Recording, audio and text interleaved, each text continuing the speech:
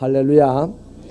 오늘 참 비가 아침에 많이 왔는데 이 비 속에도 하나님을 사랑하는 마음으로 예배에 참여하신 여러분을 틀림없이 하나님께서 두 팔 벌려 환영하시고 여러분에게 아름다운 복으로 또 놀라운 복으로 채워주실 줄로 믿습니다.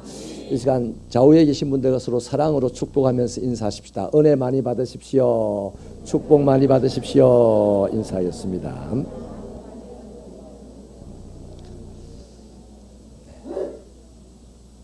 이럴 때 얼굴이 참 따뜻하게 보입니다. 마음도 따뜻하겠죠. 고린도전서 13장은 사랑장이라고 합니다. 4절부터 사랑이 무엇인지 구구절절하게 정의를 내리고 있죠. 사랑은 오래 참습니다. 사랑은 온유합니다.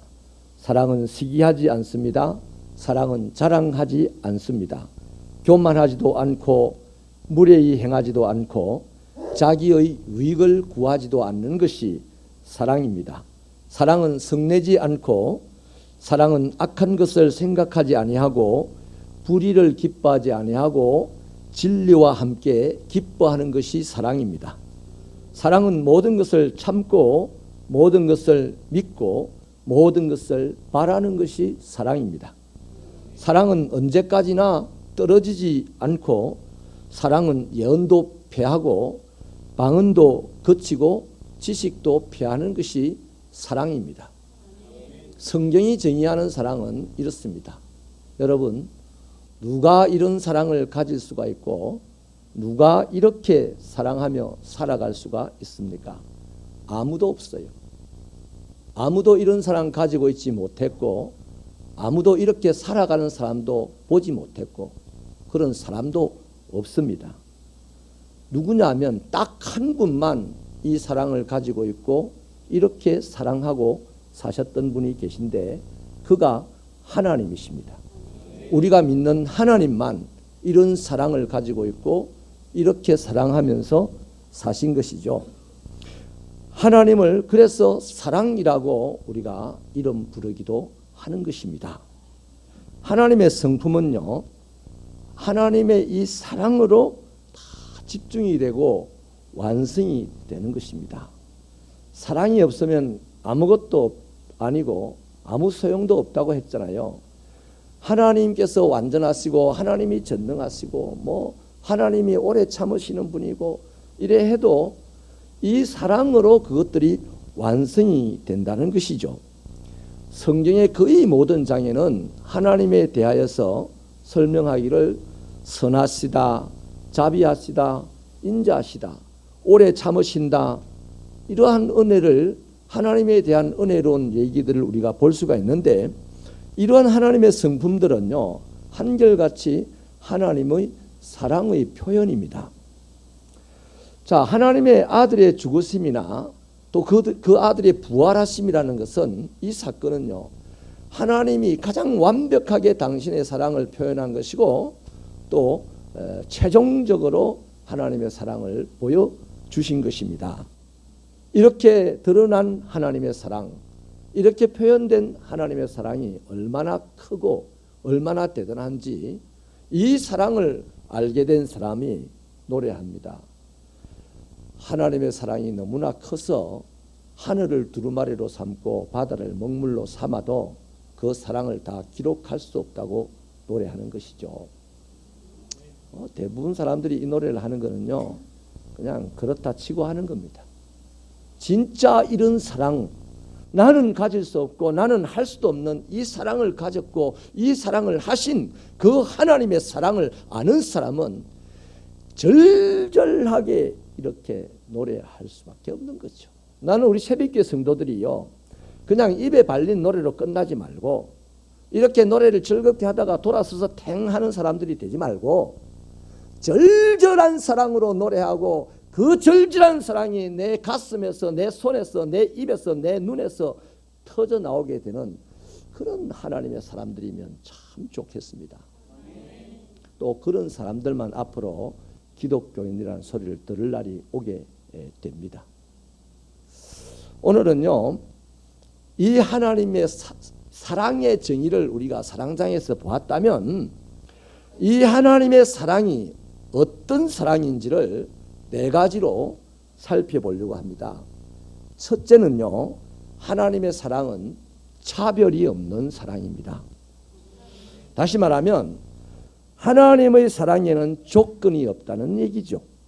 솔직히 여러분, 저와 여러분이 하고 있는 이 사랑은 매우 조건적입니다. 차별이 있어요. 감정에 따라서 사랑할 수 있고 사랑할 수 없고, 기분에 따라서 사랑할 수 있고 사랑할 수 없고, 상황에 따라서 사랑할 수 있고 사랑할 수 없으며, 또 자기가 정한 가치에 따라서 사랑할 수 있는 사람이 있고 사랑할 수 없는 사람이 있는 것이죠. 모든 우리들의 사랑은 조건에 따라서 사랑을 하고 말고를 결정을 하는 거죠. 그러나 하나님은 조건을 따르지 않습니다. 사람들이 가지고 정해놓은 조건을 따르지 않고 가치도 따르지 않습니다. 상대방의 자격을 따지지도 않습니다. 누구든지 하나님은 사랑하십니다. 왜 그런지 아십니까? 자신 안에서 우러나오는 것으로 사랑하기 때문입니다. 자기 안에서 우러나오는 게 사랑이기 때문이에요. 사람들은 안에서 우러나오는 것이 가치고 자격이고 조건이고 상황이고 기분이고 감정인데, 하나님은 그게 아니고 자기 안에서 우러나오는 것이 사랑이기 때문에 누구든지 사랑할 수가 있는 겁니다. 누구든지 사랑하게 되는 것이죠. 그래서 사랑은 하나님에게 속하였다 이렇게 말하는 겁니다. 그 하나님 안에 뭐가 있다? 사랑이 있기 때문에 그 사랑이 밖으로 그냥 자연스럽게 나오는 겁니다. 우리는 우리 안에 사랑이 있는 게 아니에요. 조건이 있어요. 자격이 있어요. 기준이 있어요. 정한 가치가 있어요. 자기 감정이 있어요. 기분이 있어요. 그것이 밖으로 드러나오는데 자기가 포장을 하는 거라. 거기에 맞춰서 포장을 하는 겁니다. 신학자 제임스 카페라고 하는 사람이요, 페크라고 하는 사람이 이런 재미난 발견을 해서 책을 기록한 것이 있습니다. 신약시대 헬라와 로마에서는 죄인을 사랑하는 개념의 신을 찾아볼 수 없다 이렇게 말합니다. 충분히 이해가 될 겁니다. 저도 로마 신화를 배웠고 읽어봤고, 여러분도 그리스 로마 신화를 이래저래 단편적으로도 많이 읽어봤을 텐데, 그래서 아폴로 신도 알고 제우스 신도 알고 헤라클레스도 알고, 이런 것들이 인간의 삶에 여러 가지 교훈을 주기도 합니다만, 여러분 그 그리스 로마 신화에 나오는 신은요, 사랑의 표현을 엄청 많이 하는데요, 예쁜 여인을 찾아가서 욕정을 이루려고 사랑을 합니다. 그것밖에 없어요. 예쁜 여인, 금사과 같은 것을 쥐고 있는 고상한 그 여인을 차지하기 위해서 신끼리 싸우고, 하나는 지면 죽게 되고 결박을 당하여 쫓겨나게 되고 이런 얘기밖에 없어요. 자기보다 못난 사람이나 죄인이나 가치 없는 것을 찾아가 가지고 그것을 가치 있게 만들고 그것을 아름답게 만드는 그런 신이 없어요. 그래서 정말 죄인을 찾아가서 사랑을 공급하신 그 신 하나님밖에 없어요. 그래서 당시에는 죄인을 찾아가고 못난 자를 찾아가서 사랑을 공급하는 신이 없었기 때문에 이 하나님의 이 사랑을 표현할 단어가 없었습니다. 그래서 초대 교회에 그 단어를 하나 만들어낸 것이 바로 아가페라는 것입니다. 아가페. 그래서 로마 신화에는 그런 사랑이라는 개념도 없고 단어도 없어요. 그래서 신기하고 놀랍고 최초로 죄인을, 신보다 못난 자를 찾아가서 당신의 사랑을 베푸신 그 사랑을 보고서 하나 만들어낸 단어가 아가페라는 것이라는 겁니다. 여러분, 하나님은 예배를 잘 드리고 봉사도 잘하고 헌금 생활도 잘하고 기도 생활도 잘하고 착하고 훌륭한 일을 많이 하고 이러는 사람을 하나님은 참 사랑하십니다. 그런데요, 그보다 더 중요한 점은 본성적으로 부패하고 악하여 천인공노할 짓만 골라서 하는 사람도 하나님은 사랑하십니다. 그래서 로마서 5장 7절 8절은요, 이 사실을 깨달은 바울이 의인을 위하여 죽는 자가 죽기가 쉽지 않고 선인을 위하여 죽는 자가 간혹 있지만은, 우리가 아직 죄인 되었을 때에 그리스도께서 우리를 위하여 죽으심으로 하나님께서 우리에게 대한 자기의 사랑을 확정하셨다 이렇게 얘기하는 거예요. 바울은 그걸 깨달았습니다. 그걸 경험했어요. 우리 새벽교회 성도들이 실질적으로 바울이 경험한 그 경험을 가지고 아직 내가 죄인 되었을 때 하나님은 그리스도 예수를 죽이심으로 나에 대한 사랑을 확정하셨다고 고백하고 찬양할 수 있게 되기를 축원합니다. 그렇습니다, 여러분. 저도 여러분도 의인이 아니에요. 우리 선인도 아니에요. 오히려 죄인이었고 원수였는데 지금도 의인도 아니고 선인도 아니고 그냥 그리스도 예수의 사랑을 받고 있는 자입니다. 괜히 의인인 척하고 선인인 척하니까 남들 정죄하고 이러는 거예요. 신학적으로는 우리가 의롭게 된 사람입니다. 의롭게 된 사람이지 의인이 아니란 말이에요. 그래서 우리가 정답은 나는 지금도 하나님에게 사랑받고 있는 사람이다. 하나님의 사랑을 받고 있다는 사실을 알면요, 그 마음이 편안해지고 너그러워지고 바보 소리를 들어도 괜히 기분이 좋고 그런 거예요. 할렐루야. 사실요, 한 배에서 난 형제도 사랑하기가 쉽지가 않습니다. 가족도 부부간에도 부모와 자식 간에도 사랑한다는 것이 매우 힘들어요. 왜? 우리 안에 기준을 가지고 있어요. 우리 안에 가치를, 자기가 정한 가치를 가지고 있어요. 우리 안에 자기만의 감정이 있어요. 기분이 있기 때문에 이 사람끼리 사랑이요, 가족이라도 힘들어요. 그런데 하나님은요, 끝까지 사랑합니다. 힘 안 들이고 사랑하시는 분입니다. 신약에 보면요, 아버지의 재산을 말아먹고 거지가 되어서 돌아온 탕자를 열렬히 환영하면서 욕을 들어가면서 큰 잔치를 베푸는 아버지 하나님의 사랑을 표현한 겁니다. 또요, 자기가 돈이 없어서 돈을 벌기 위해서 몸을 팔면서 생활하는 그 여자를요, 영접하고 만나주시고 변화시켜 주셔서 사람답게 살아가도록 하시는 그 예수님, 사랑의 표현입니다. 또요, 십자가에 못 박혀서 죽으시면서까지 그 옆에 있는 한 사형수도 사랑하셨어요. 이것이 바로 누구도 가리지 않는, 차별하지 않는, 조건을 두지 않는 하나님의 사랑이라는 것입니다. 우리가 믿는 하나님의 사랑이 이렇게 대단합니다. 두 번째는요, 아낌없이 주는 사랑입니다. 요한일서 4장 8절과 16절은 하나님은 사랑이시다 이렇게 선언을 하는데요, 그 증거가 뭐냐 하면 오늘 우리가 읽었던 본문 9절 10절에 있습니다. 우리 내용이 길지만 같이 한번 힘차게 읽어봐 주십시오. 시작.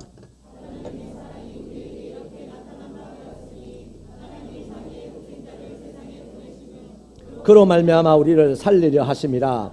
사랑은 여기 있으니 우리가 하나님을 사랑한 것이 아니요 하나님이 우리를 사랑하사 우리 죄를 속하기 위하여 화목제물로 그 아들을 보내셨습니다. 요한복음 3장 16절도요, 하나님이 세상을 이처럼 사랑하셔서 독생자를 주셨으니 이는 그를 믿는 자마다 멸망치 않고 영생을 얻게 하려 하십니다. 이렇게 말씀합니다. 그러니까 하나님은 세상을 사랑하셔서 독생자를 보내주셨다는 겁니다. 독생자를 주셨다는 거예요. 자, 세상이 여러분 하나님이 계시는 천국과 비교하여 어떠합니까?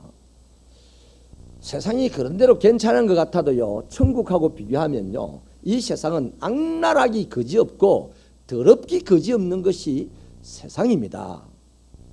이해를 돕기 위해서 한번 예를 들어볼게요. 우리 양산시하고요, 저기 이슬람 국가를 건설하겠다고 하는 그 극악한 테러 분자들의 집단인 IS가 자기들의 수도로 삼고 있는 락카라는 도시하고요, 아니면 탈레반이 차지하고 있는 아프가니스탄의 그 산동네하고 우리 양산하고 비교를 해보면 어떻습니까? 양산은요, 누구든지 어디에서든지 24시간 아무 곳에서든지 다 살 수 있는 곳입니다. 근데 그 락카나 그 탈레반이 있는 곳에서는요, 대부분이 다 죽을 수밖에 없는 곳이에요. 자, 그런데 우리가 우리 자녀를 그 락가에 지금 보낼 수 있어요? 보낼 수 없어요. 왜? 악랄하고 더럽고 죽을 수밖에 없는 곳인데 내 새끼를 왜 그곳에 보냅니까? 그곳에 아무리 아프가니스탄 사람이 보내달라고 해도 나 안 보내줄 겁니다. 아마. 심지어 보내면서 혹시 한 사람 보내는 사람이 있다 싶시다. 보내면서 니 그 사람들 위해서 죽어라. 다시 돌아오지 마라. 이럴 부모가 우리 가운데 있습니까? 없어요. 그렇습니다. 이 세상은 천국에 비하여서 악랄하고 더럽고 무섭고 추악한 곳이에요. 그런데 하나님은 하나밖에 없는 독생자를 아낌없이 이 세상에 보내주셨다 이 말이에요. 그리고 거기다가 십자가를 짊어지고 이 세상을 위해서 죽게끔 하신 거예요. 그렇습니다. 하나님은요 세상의 군주나 폭군들처럼 자신만을 사랑하라고 하시지는 않았습니다. 먼저 하나님이 세상을 사랑하셨어요. 그 나중에 사도행전 20장 35절에 보면요 바울 사도는 이 사건을 두고서 예수님의 말씀을 직접 인용을 해가지고 우리를 상기시켜 주는데요. 주는 것이 받는 것보다 복이 있다. 그래서 하나님은 복입니다. 복. 왜 복일까요? 당신의 것을 아낌없이 주시니까 복이야. 세 번째는요. 하나님의 사랑은 사랑받는 사람들이 유익하게 하는 사랑입니다. 하나님이 베푸신 사랑은요 절대 자기 자신을 위해서 사랑을 베푸신 게 아니고요 사랑받는 그 상대가 유익해지도록 사랑을 베푸신 거란 말입니다. 여러분 우리가요 봉사를 하고 선교를 하고 구제 같은 것들을 하는데요 이거 할 때 꼭 명심해야 될 부분이요 바로 이 점입니다. 상대의 유익을 위하여. 근데 냉정하게 들여다보면요 욕을 간과할 때가 있어요. 겉으로는 상대의 유익을 위하여 선교도 하고 구제도 하고 봉사도 합니다. 겉보기에는 좀 더 세밀하게 그 중심을 파고 들어가 보면 자기 이름을 나타내려고 할 때가 많이 있어요. 이게 인간의 공명심이라는 것이 본성적으로 있기 때문에 그러기가 쉽습니다. 그래서 우리는요 하나님의 사랑은 받는 사람의 유익을 위하여 사는 사랑이라는 것을 깊이 명심해야 됩니다. 이 대한민국의 개신교회가 이것 때문에요 오늘 이 시대에 젖을 담는 모습으로 지금 가고 있는 겁니다. 그 학자들의 그 발표에 의하면 대한민국의 종교단체 중에 사회를 구제하는 이런 구제비, 사회봉사비 차원에서 개신교가 70%를 담당한다고 합니다. 그러니까 천주교, 불교, 원불교 다 그들이 사회활동비로 또 구제비로 보탠 것보다도 그것은 게임이 안 된다는 거죠. 개신교가 지출하는 이 사회를 위한 구제비가 70%예요. 그런데 왜 이렇게 교회가 욕을 먹을까요? 이유가 있어요. 그거 들여다보면 교회의 이름을 드러내고 했어요. 그러면요 구제를 받는 쪽에서는요 내가 누구를 구제할 때요 그 구제 100% 진심으로 구제받는 사람의 유익을 위해서 구제를 하면요 그 사람끼리 있고 영물이기 때문에 알아봐요. 그래서 진심으로 감사합니다. 그런데 상대방이 자기의 이름을 좀 공명심을 나타내기 위해서 구제를 한다. 그러면 구제를 받는 사람이 없어서 아쉬워서 구제를 받기는 합니다만 이미 알아차렸어요. 아, 저 사람 나를 구제함으로 자기 이름을 내려고 하는구나. 상처가 되는 겁니다. 그래서 받기는 받지만 고마워하지 않는 거예요. 우리 오늘 이 시대의 한국 교회가 많은 것을 베풀었지만 세상이 왜 고마워하지 않습니까? 감사하지 않습니까? 자기 이름을 내려고 하는 그 의도를 가지고 구두했다는 건 하나님의 사랑을 핑계 삼고 했다는 증거입니다. 그것이. 그래서 저는 우리 새벽교회 성도들은 이러한 활동에 있어서 철저하게 하나님은 상대의 유익을 위하여 사랑을 주셨다는 이것을 잊지 마시고 가슴에 새기시고 봉사하시고 구제하시고 선교하시고 나누시게 되는 축복과 은혜가 있기를 축원합니다. 본문 9절 하반절을 보면요 하나님께서 독생자를 보내신 목적을 말하고 있습니다. 우리를 살리려 하심이 목적이었습니다. 그래요. 우리가 하나님이 사랑을 베푸셨는데 독생자들을 아낌없이 베푸셨단 말이에요. 그것이 우리를 살리려고 하는 이유 때문이었습니다. 당신이 뭐 크게 영광받고 뭐 이것 자시고 하려고 하는 목적이 아니었고 우리를 살리려는 목적이었다는 겁니다. 또 10절은요. 사랑은 여기 있으니 우리가 하나님을 사랑하는 것이 아니요 하나님이 우리를 사랑하사 우리 죄를 속하기 위하여 화목제물로 그 아들을 보내셨다 이렇게 말하잖아요. 여러분 솔직히 우리는 하나님을 사랑하지 않았습니다. 오히려 하나님을 원수로 대하였고 죄를 사랑하였습니다. 그리하여서 죄의 노예가 되어서 죄가 가는 사망과 멸망의 길을 치달려가고 있었던 거지요. 그런데 하나님의 사랑은 당신의 죽으심으로 우리를 죄값을 치러 주셨다는 것이죠. 자 여러분 세상은요 자신을 위하여 자신의 욕망을 채우려고 사랑이란 이름으로 다 포장하고 살아갑니다. 대통령부터요 저 말단 공무원에 이르기까지 또 어른으로부터 저 어린 아이에 이르기까지 세상을 살아가는 모든 사람들은요 사랑을 하기는 합니다만 그건 포장에 불과합니다. 그 안에는 자기의 욕망이 포장되어 있어요. 자기 이익이 포장이 되어 있습니다. 그런데 하나님은 그 안에 욕망이 없어요. 자기 이익이 없어요. 오로지 그 안에 사랑만 있어요. 그래서 사랑을 나눴더니 줬더니 상대방이 받는 사람이 유익이 생기더라 이겁니다. 여러분 이 세상을 살아가는 사람 하나님의 나라를 살아가는 사람이 아닌 이 세상을 살아가는 사람들은 자기 욕망을 이루기 위하여 사랑을 포장하여서 공급을 하는데 그들의 삶의 결과는 사랑에 대한 정의를 뭐라고 하는지 압니까? 눈물의 씨앗이라고 합니다.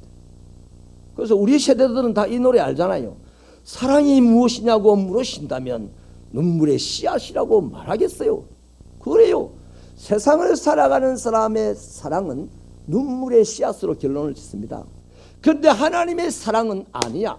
하나님의 사랑은 생명의 씨앗입니다. 그 사랑을 받는 사람에게서 생명의 씨앗이 움이트게 되고 생명의 꽃이 피게 되고 생명의 열매가 만들어지게 되고 그래서 세상이 행복한 동산이 되게 되는 것이에요. 할렐루야. 믿으십니까?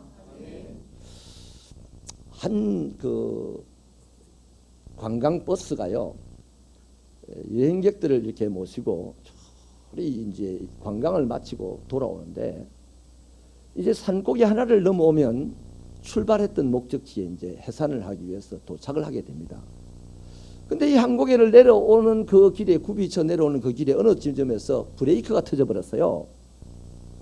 그 브레이크가 터지니까 승객들이 다 압니다. 조마조마한 마음으로 이제 어찌할 바를 모르고 있는데 이 기사님이 평생을 그 길을 운전을 하고 다녔기 때문에 능수능란하게 조절을 해가면서 이렇게 내려오는 거예요. 그 내려와서 다 굽이 내려와서 마지막 고개를 돌아서 이제 딱 내려와서 직선 도로가 나오고 이제 마을이 보입니다. 그리고 이 차는 그 직선 마을 길을 지나서 상대 저쪽 편에 있는 언덕길에 올라가다 보면 자연히 차가 서게 되는 거죠. 그래서 거의 다 내려와가지고 직선길에 들어오자 이제 이 언덕이 보이고 이러니까 승객들이 막 좋아가지고 박수를 치고 환호를 하면서 기사에게 연신 고맙다고 그냥 박수를 보냅니다. 그런 차에 순간 이 동네길에서 더 끔찍한 상황이 벌어졌습니다. 아이들이 거기서 공놀이를 하고 있는 것이 나타났습니다. 그래서 기사가 경적을 울리면서 그냥 달립니다. 그 경적 소리를 들었던 놀란 이 아이들이 다 흩어졌어요. 그런데 그 중에 한 아이가 그냥 길에 엎어져 버렸습니다. 이 짧은 순간 승객들도 기사도 그냥 얼굴이 그냥 새까맣게 굳어버린 겁니다.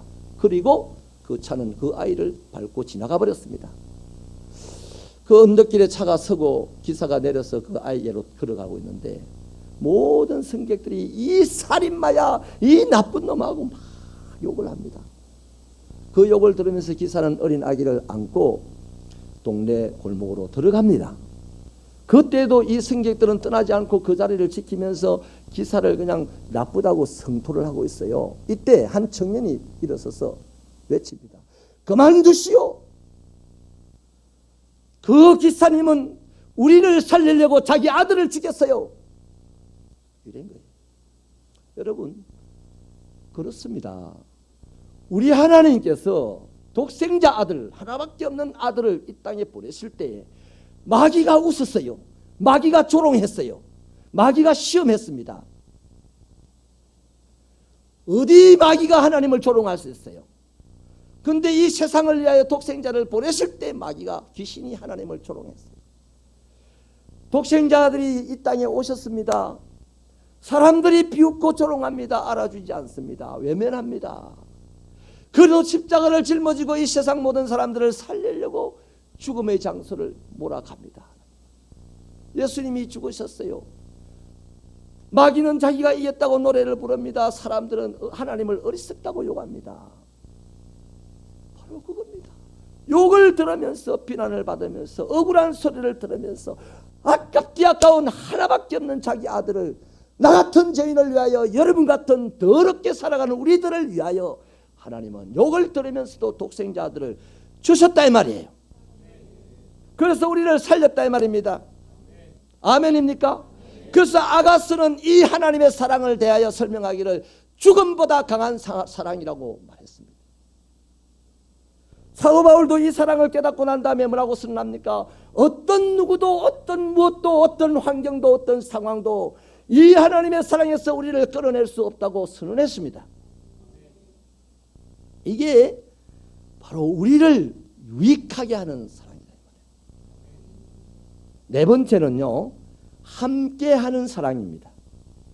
요한일서 4장 16절 하반절은 사랑 안에 거하는 자는 하나님 안에 거하고 하나님도 그 안에 거한다 그랬습니다. 이게 뭔 말이냐면 앞부분이 하나님은 사랑이시다라고 선언을 하고요, 그 사랑 안에 거하는 사람은 하나님 안에 거하는 사람이요 하나님도 그 안에 거한다. 그러므로 하나님과 내가 하나로 묶여졌다는 말은 어디를 가든지 함께 간다 안 간다? 함께 가는 운명 공동체라는 것입니다. 마태복음 1장 23절은요 독생자를 이 땅에 보내신 이유를 이름으로 밝히고 있어요. 그 이름을 임마누엘이라 하라. 이는 우리와 함께 그의 백성과 함께 하는 것이다 하는 뜻을 말했어요. 그러니까 하나님의 이름을 가지고 하나님의 백성들과 함께 간다는 사실을 밝히고 있습니다.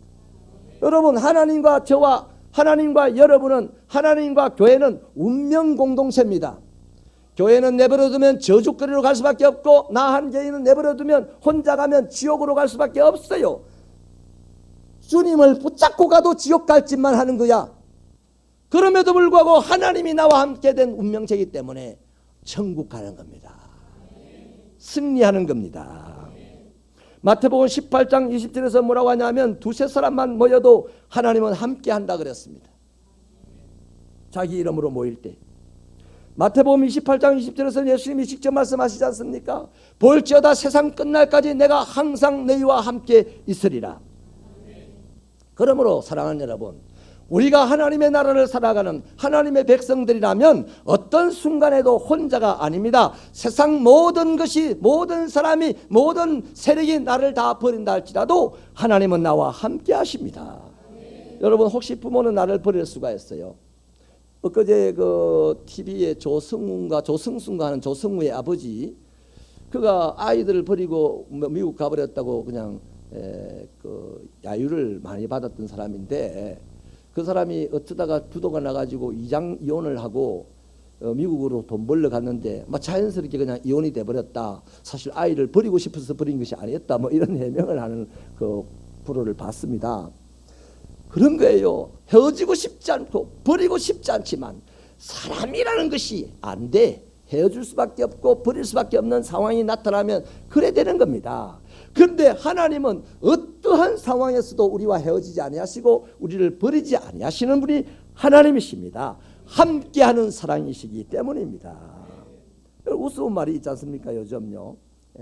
이런 거 있습니다. 박사 아들은 나라가 빼앗아가고 돈 많은 아들은 처갓집이 빼앗아가고 사돈집 빼앗아가고 내 집에 있는 건 맨날 바보 같다 생각해야만 내 집에 있다면서 그 애가 효자다 하면서 이런 말이 있어요. 그렇습니다. 우리 사람 사는 세상은요 다 떠나요. 그러나 하나님과 함께 사는 세상은 하나님이 안 떠나십니다. 안 떠나는 그 하나님 붙잡고 살면 나도 안 떠나는 사람이 되는 기라. 그건 내일 다음 시간에 나누겠습니다. 여러분, 행여라도 지금 인생이 고난의 끝자락에 와 있는 듯 싶어 괴로운 분이 있습니까? 너무나 삶이 외롭고 고독하여서 괴로운 분이 있습니까? 연약한 우리 인간이기 때문에 그런 거 느낄 수 있어요. 충분히 느낄 수 있어요. 그러나 분명한 것은 시편 23편 4절에 보면 다윗은요 이런 고백을 하잖아요. 사망의 음침한 골짜기를 내가 그린다 할지라도 해를 두려워하지 않을 것은 하나님께서 나와 함께 하십니다. 여러분, 다윗만큼 외로웠던 사람이 인생 가운데 어디 있겠으며, 다윗만큼 억울하고 다윗만큼 배고팠고 다윗만큼 힘들었고 다윗만큼 죽을 것 같은 상황이 놓인 사람이 인생 가운데 어디 있겠습니까? 그러나 다윗은 하나님이 함께 하신다는 이 사실 때문에 그런 상황이 아무렇지도 않다. 그러면 저와 여러분도 오늘 하나님과 하나님이 함께하는 이 사랑 때문에 내 삶의 형편이 외롭고 힘들고 고독하고 절박하여도 두려워하지 마시기를 바랍니다. 하나님이 함께 하신다면. 그래서 이 다윗은 나중에요 고백을 합니다. 뭐라고 간증을 하냐면 시편 139편에서요 내가 주의 신을 떠나 어디로 가겠습니까? 내가 주의 영을 떠나 어디로 가겠습니까? 하늘에 올라가도 바다 가운데 갈지라도 하나님이 거기 계시되이다. 얼마나 멋있습니까? 말씀을 마치겠습니다. 우리는 지금 하나님의 사랑 네 가지로 살펴봤습니다. 죄인도 원수도 사랑하시는 차별이 없으신 사랑이었고, 또 아낌없이 자기 목숨까지 내어주시는 사랑이었고, 사랑받는 자를 한없이 유익하게 하는 사랑이었고, 어떠한 상황에서도 영원히 함께 해주시는 사랑이었습니다. 사람은 이러지 못합니다. 하나님만 이렇게 합니다. 그래서 요한일서 4장 18절 상반절은요 사랑 안에 두려움이 없고 온전한 사랑이 두려움을 내어쫓는다 했어요. 그렇기 때문에 사람이 하나님의 사랑을 알면 아는 만큼 세상을 두려워하지 않습니다. 세상살이에 용기가 생기는 거예요. 그래서 자신이 비록 지금 가난하고 병약하고 배운 것이 부족하다 할지라도 아낌없이 차별하지 않는 하나님의 사랑 때문에, 아까워하지 않고 주신 하나님의 사랑 때문에, 함께 해주시는 하나님의 사랑 때문에 담대하게 세상을 살아가는 거예요. 그 하나님의 사랑을 알면 부자 앞에서도 기가 안 죽어요. 박사학위를 3개 가지고 있는 사람 앞에서도 국민학교밖에 안 나온 내가 기가 안 죽는다니까. 그래서 이 세상을 이기고 이 세상을 차지하고 이 세상을 다스리는 사람이 되는 것입니다. 여러분, 우리 인생을 아름답게 놀랍게 변화시켜 주는 것은 하나님의 사랑밖에 없습니다. 여러분, 이 하나님의 사랑이요, 오늘도 보십시오. 비가 이렇게 내렸는데 이 말씀을 제가 어제 새벽에 마지막 마무리를 하면서 이렇게 안성맞춤인 것이 없었어요. 비가 막 주룩주룩 가을비가 내리는데 어떤 인간은 가을비 우산 속에 하면서 외로움을 꼬집는 인간은 있지만 저는 그 세대기요. 이 비가 이 대지를 적시는데 하나님의 사랑도 이런 폭포수 같은 비로 우리의 인생에 쏟아지는구나. 그래요. 또 날씨가 화창하면 어때요? 태양빛보다 더 밝은 하나님의 사랑의 빛이 그냥 우리 인생에 쏟아져 들어오는구나. 그러면 그 사랑의 빛을, 그 사랑의 비를 받아들이면 되지. 마음을 활짝 열고 받아들이면 되지. 안 그렇습니까? 쏟아지는 비가 있어도 그릇을 엎어놓으면 한 방울 물도 얻을 수 없고, 창문으로 쏟아들어져 오는 햇빛이 있지만은 그냥 암막 커튼을 쳐놓으면 캄캄하게 이럴 데 없습니다. 오늘 마찬가지입니다. 내 마음의 창문을 활짝 열어놓으십시오. 내 마음의 그릇을 앞으로 펼쳐 놓으십시오. 하나님의 때는 비가 올 때도 있고 햇빛이 비칠 때도 있습니다. 햇빛이 비치면 비치는 대로 햇빛 같은 사랑을 받아들일 것이고, 비가 오면 비가 오는 대로 비같이 은혜로 임하는 사랑을 받아들이는 인생이 되어서, 비가 와도 햇빛이 비쳐도 날씨가 꾸져도 좋아도 우리는 그 하나님의 사랑 때문에 이 세상을 담대하게 살아서 차지하고 다스리는 자가 될 줄로 믿으시면 두 손 들고 아멘입니다. 아멘. 기도하십시다.